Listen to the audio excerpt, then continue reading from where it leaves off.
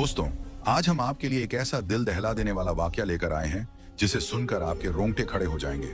ये मुंबई के एक छोटे से कस्बे की बात है। एक बिल्डिंग में कुछ लोग रहते थे जो आपस में मिलजुल कर रहते थे। अचानक उस बिल्डिंग के एक फ्लैट से बदबू आने लगी जो इतनी बुरी थी कि लोगों का वहां से गुजरना मुश्किल हो गया। जब भी लोग काम से घर वापस आते या महिलाएं घर से निकलती तो उस बदबू से बचने के लिए अपनी नाक पर रूमाल रखकर ही गुजरती थी। शुरुआत में लोगों ने सोचा कि शायद बिल्डिंग में कोई चूहा या बिल्ली जैसी जानवर मर गया होगा। लोगों ने अपने अपने घरों की पूरी तरह से तलाशी ली, लेकिन कुछ भी हाथ नहीं आया। जैसे जैसे दिन बीतते गए बदबू और ज्यादा बढ़ती गई।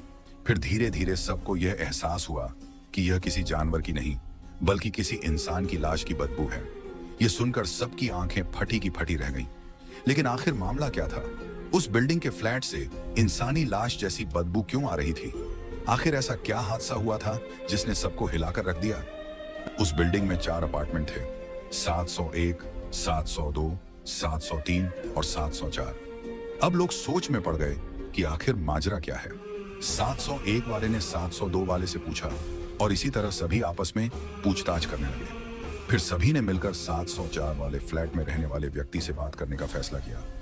जब सब वहां पहुंचे तो उस व्यक्ति ने दरवाजा खोलने से मना कर दिया। शुरुआत में लोगों ने इस बात पर ज्यादा ध्यान नहीं दिया, लेकिन बाद में सबको यह महसूस हुआ कि जितनी भी बदबू आ रही थी वह सब उसी फ्लैट से आ रही थी। जब लोगों ने लगातार दरवाजा खटखटाया और काफी कोशिश की, फिर भी कोई जवाब नहीं मिला। अचानक से उसी कमरे से बदबू की जगह खुशबू आने लगी।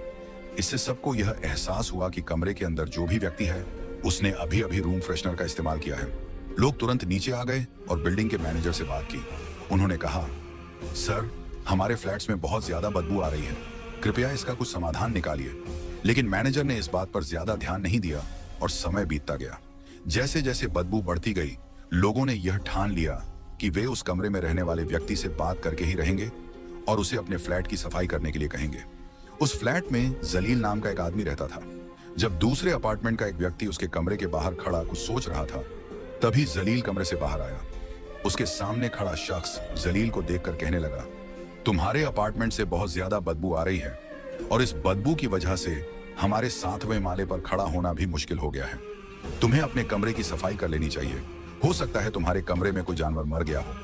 जलील ने जवाब दिया, अच्छा, बदबू आ रही है। मुझे तो कोई बदबू महसूस नहीं हुई और इस बारे में मुझे कुछ पता भी नहीं था। खैर, जब मैं शाम को काम से लौटूंगा तब सफाई कर लूंगा। इतना कहकर जलील वहां से तुरंत निकल गया। वह आदमी वहीं खड़ा सोचने लगा, हम लोग बाहर खड़े होकर इतनी बदबू से परेशान हो रहे हैं और यह शख्स अपने कमरे में रहते हुए इस बदबू के साथ कैसे जी रहा है। वह आदमी जल्द ही बिल्डिंग के बाकी लोगों के पास गया और उन्हें बताया कि जलील की हरकतें उसे ठीक नहीं लग रही थीं। सब लोग मिलकर बिल्डिंग के मैनेजर के पास गए और इस मामले पर चर्चा की। तब उन्हें याद आया कि दिल्ली में कुछ दिन पहले ऐसा ही एक मामला हुआ था जहां एक व्यक्ति ने एक लड़की की बेरहमी से हत्या कर दी थी और उसके टुकड़े करके फ्रिज में रख दिए थे। अब उन्हें शक होने लगा कि कहीं ऐसा ही कुछ 704 नंबर के कमरे में न हो रहा हो। 704 में रहने वाला जलील और उसकी पत्नी बाकी लोगों से अलग थलग रहते थे। उस बिल्डिंग के बाकी फ्लैट्स में लोग आपस में काफी मिलजुल कर रहते थे, लेकिन जलील हमेशा चुपचाप रहता था और सिर्फ अपने काम से काम रखता था। उसकी पत्नी भी किसी से ज्यादा घुलती मिलती नहीं थी, बस चुपचाप रहती थी। लोगों ने सोचा कि शायद उनके कमरे में कोई बड़ी समस्या चल रही हो। जब कोई समाधान नहीं मिला तो सबने मिलकर पुलिस को कॉल कर दिया। पुलिस आई और बिल्डिंग के मैनेजर ने उन्हें 704 नंबर के फ्लैट के बाहर ले जाकर बदबू के बारे में बताया। पुलिस वालों ने बदबू को महसूस करते ही अंदाजा लगा लिया कि कुछ तो गड़बड़ है, क्योंकि ऐसे मामले उन्होंने पहले भी देखे थे। पुलिस ने वहां खड़े लोगों की मदद से दरवाजा तोड़ दिया। जैसे ही दरवाजा टूटा, अंदर से इतनी तेज बदबू आई कि सबके रोंगटे खड़े हो गए और लोग कक्ष से पीछे की ओर भागने लगे। बदबू इतनी ज्यादा थी कि सहन करना मुश्किल हो गया। पुलिस ने मास्क लगाकर फिर से कोशिश की और कमरे के अंदर घुसी। कमरे में घुसते ही पुलिस ने देखा कि जमीन पर लकड़ी काटने वाली आरी पड़ी हुई थी। यह देखकर पुलिस को शक हुआ। सबसे पहले पुलिस वाले बेडरूम में गए, फिर बाथरूम की जांच की, लेकिन वहां कुछ नहीं मिला। इसके बाद उन्होंने फ्रिज की ओर देखा, क्योंकि उन्हें शक था कि दिल्ली वाली घटना यहां भी दोहराई गई होगी, लेकिन फ्रिज में कुछ नहीं मिला। फिर पुलिस वाले किचन में पहुंचे। किचन में जो उन्होंने देखा उससे उन्हें सारी स्थिति समझ में आ गई।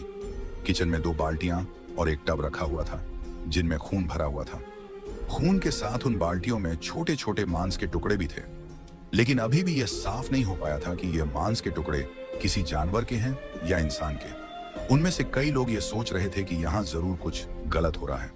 कुछ ने तो यह भी अंदाजा लगाया कि शायद ये लोग कसाई हैं और ये जो सारे टुकड़े हैं ये किसी जानवर के हैं।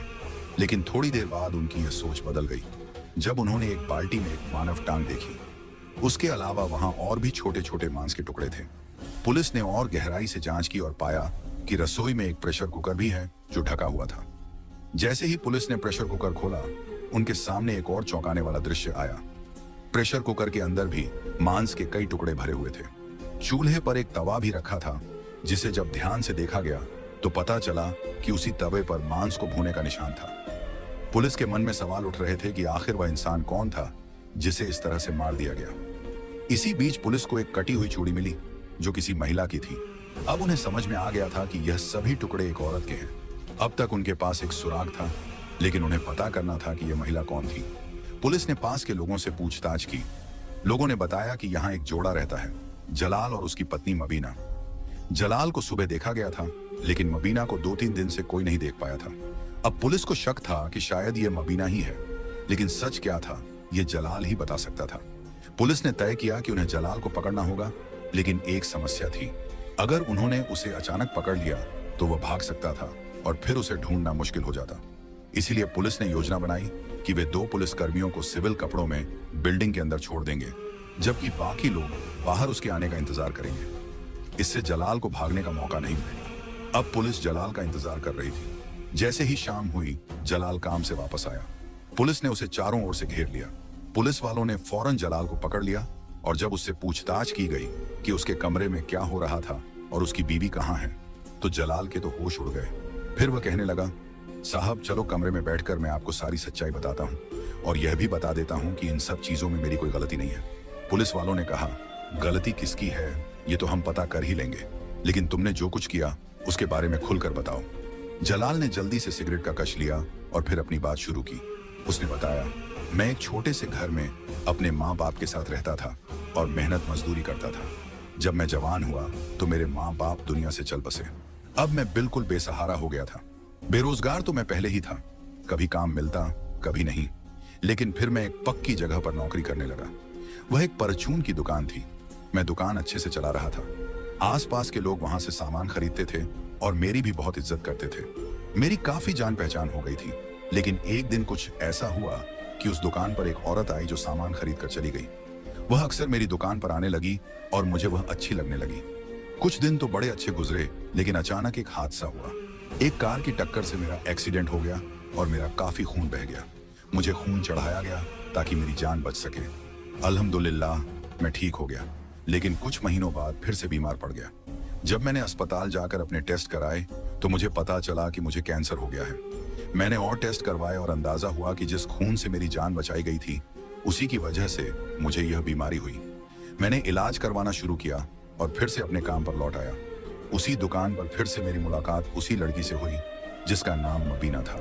अब हम दोनों एक दूसरे के और भी करीब आ गए थे, क्योंकि अब दोस्ती प्यार और प्यार के बाद शादी में बदलने वाली थी। और फिर वह दिन आ गया जब हमने शादी कर ली। हम दोनों एक अच्छी जिंदगी बिता रहे थे, लेकिन अब खर्चे काफी बढ़ चुके थे। पहले तो मैं अकेला था, अब बीवी आ चुकी थी। मैंने अपना छोटा सा मकान किराए पर दे रखा था, जहां से मुझे 35,000 महीना किराया मिल रहा था। खुद मैं एक फ्लैट में कम किराए पर रहने लग गया, जहां मेरा खर्चा सिर्फ 10,000 आता था। इस तरह मेरे पास 25,000 रुपए सीधा बचने लग गए। दूसरी तरफ मैं परचून की दुकान पर नौकरी भी कर रहा था, जिससे हमारा गुजारा अच्छी तरह चल रहा था। मेरी बीवी शादी से पहले अपने चाचा के साथ रहती थी, क्योंकि उसके माता पिता के बीच लड़ाई झगड़े चल रहे थे। उसकी माँ अपने 5 बेटियों को लेकर अलग घर में अपने चाचा के साथ रहने लग गई थी, क्योंकि चाचा बहुत अच्छे इंसान थे। फिर एक दिन ऐसा आया जब उसके चाचा की मौत हो गई। इस दुख को वह सहन ही कर रही थी कि कुछ महीनों बाद उसकी माँ भी चल बसी। अब ये 5 बहनें मिलकर मेहनत मजदूरी करके अपना गुजारा करने लगी। इसी दौरान मेरी मुलाकात मबीर से परचून की दुकान पर हुई थी और आज हम दोनों पति पत्नी बनकर रह रहे थे। हमारा कारोबार अच्छा चल रहा था और हम ठीक ठाक जीवन जी रहे थे। लेकिन अचानक एक दिन परचून की दुकान किसी वजह से बंद हो गई और मेरी नौकरी हाथ से चली गई। अब हमारा गुजारा मुश्किल हो रहा था, क्योंकि नौकरी छूटने के बाद घर में पैसों की तंगी आ गई थी और लड़ाई झगड़े शुरू हो गए थे। मबीर मुझसे हर वक्त पैसों की मांग करती। हर समय उसकी जुबान पर पैसों की बातें रहती, जैसे कि मैं कहाँ से खाऊं, कहाँ से पहनूं। वह मुझसे कहती कि मैं कहीं और जाकर काम ढूंढ लूं। कुछ समय ऐसे ही बीता और मैंने एक फैक्ट्री में काम करना शुरू कर दिया। उस फैक्ट्री में बहुत सारी औरतें भी काम करती थीं। मेरी बीवी को शक की बीमारी ने घेर लिया।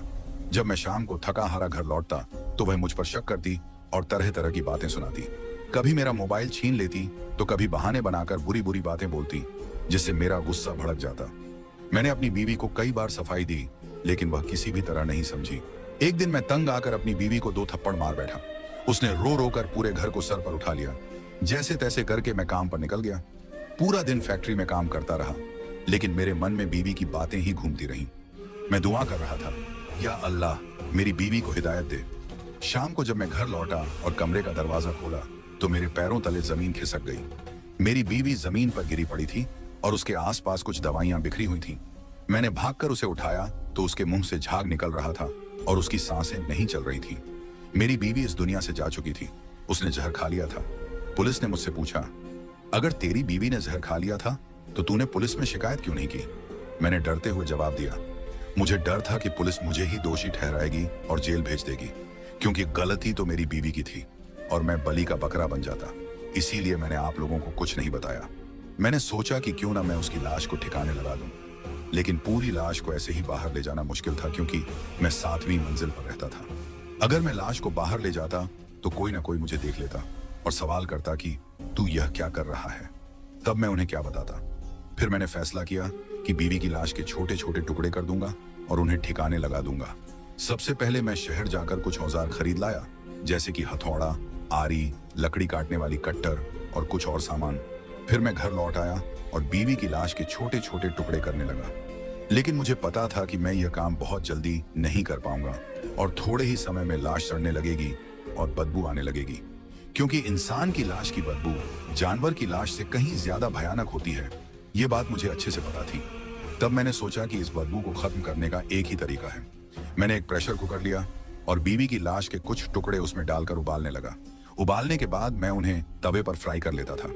मेरा प्रेशर कुकर में उबालने का मकसद था कि टुकड़ों के अंदर से कोई बदबू बाहर ना आए और तवे पर फ्राई करने से पूरी तरह से बदबू खत्म हो जाती थी। ऐसा करने से बदबू कम हो गई थी। पूरे शरीर के हिस्से पिघलकर पूरी तरह से तरल हो जाते थे और मैं उन्हें बाथरूम में जाकर फ्लश कर देता था। जो मांस के टुकड़े बच जाते उन्हें मैं एक प्लास्टिक बैग में डालता और जब काम पर जाता तो उन्हें अपने साथ ले जाता। मैं सुबह सुबह सबसे पहले उठकर काम पर निकल जाता था ताकि लोग मुझे देख ना पाएं। मैं उस समय निकलता जब आसपास के लोग सो रहे होते थे।